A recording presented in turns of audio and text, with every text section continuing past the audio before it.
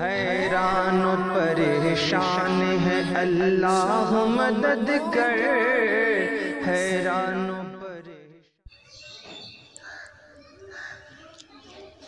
الحمدللہ رب العالمین والصلاة والسلام علی اشرف الانبیاء والمرسلین وبعد۔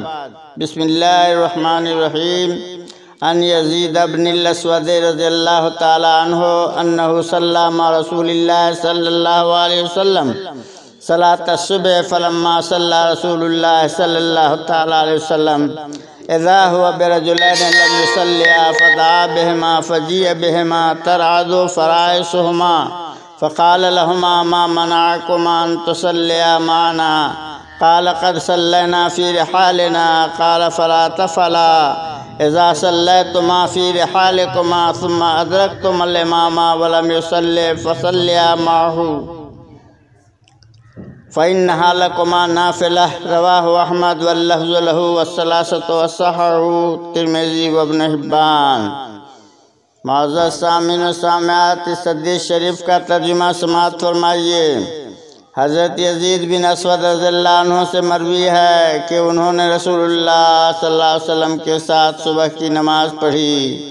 جب رسول اللہ صلی اللہ علیہ وسلم نماز پڑھ چکے تو دو ایسے آدمیوں پر نظر پڑی جنہوں نے نماز آپ صلی اللہ علیہ وسلم کے ساتھ نہیں پڑھی۔ آپ صلی اللہ علیہ وسلم نے دونوں کو اپنے پاس بلوایا۔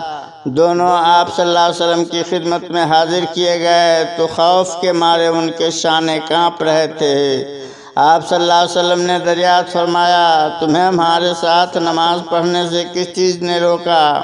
دونوں نے عرض کیا، ہم اپنے گھروں پر نماز پڑھ چکے ہیں۔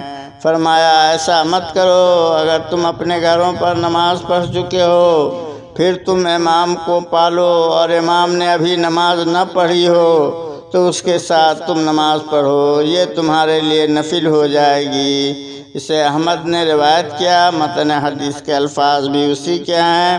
اس کے علاوہ تینوں ترمذی، نسائی اور ابن ماجہ نے بھی اسے روایت کیا ہے۔ ترمذی اور ابن حبان نے اسے صحیح قرار دیا ہے۔ معزز سامعین و سامعات، فرائص یہ جمع ہے فریسہ کی۔ اس گوشت کو کہتے ہیں جو پہلو اور بازو کے درمیان ہوتا ہے۔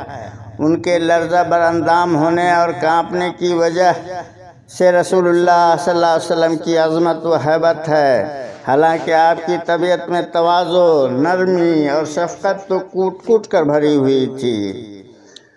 اور اس حدیث کے اندر ایک لفظ ہے فَإِنَّهُمَا لَكُمَا نَافِلَةٌ، فَإِنَّهَا لَكُمَا نَافِلَةٌ۔ اس سے وہ نماز مراد ہے جو انہوں نے امام کے ساتھ ادا کی تھی، اس لیے کہ فرض نماز تو پہلی نماز کی صورت میں ادا ہو گئی۔ اب فرض نماز تو کوئی باقی رہی نہیں جو ادا کی جاتی، لہذا دوسری نماز جو امام کے ساتھ ادا کی تھی وہ نفل نماز قرار پائے گی۔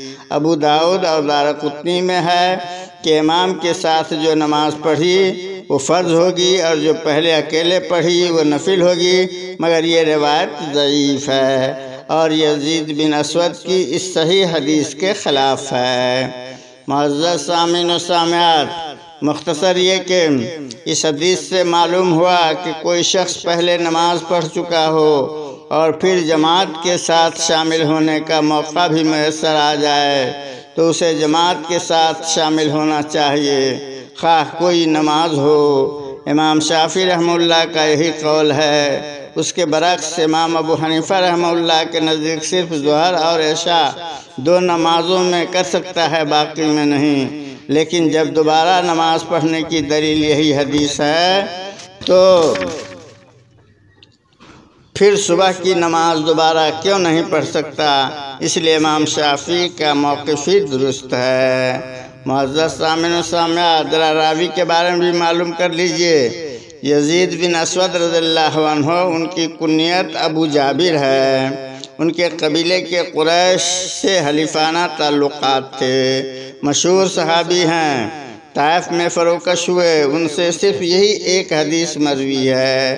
ان سے ان کے لڑکے جابر رحمہ اللہ نے اس روایت کو بیان کیا ہے۔